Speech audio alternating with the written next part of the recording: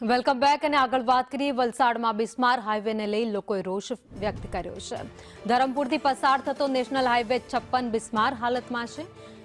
કરંજવેરી ગામ નજીકથી લોકોએ ચક્કાજામ કરી વિરોધ નોંધાવ્યો હતો તો ગામ લોકોએ વિરોધ કરી અધિકારીઓનો હુરિયો બોલાવ્યો।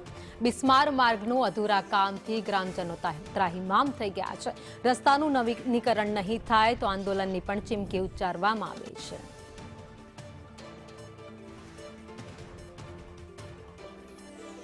તાલુકા પંચાયત સભ્યો હતો અહીંયા કરણવીર પુલને અગાડી તાલુકા પંચાયતના સભ્યો અને સરપંચો અને ગામજનો સાથે રસ્તા પર ઊભા છે।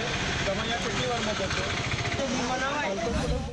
બાકીથી સામાજિકનો રોડ NH 56 જે અત્યંત બિસ્માર હાલતમાં હોય, જે અંગે વારંવારની રજૂઆત છતાં જે ઊંઘમાં ઊંઘેલું તંત્ર એને જગાડવાનો પ્રયત્ન કરણવીરી ગામના આગેવાનો સરપંચીઓ અને તાલુકા પંચાયતના સદસ્યો સાથે કરવામાં આવ્યો અને આજે રસ્તા રોકો આંદોલનનો કાર્યક્રમ હતો।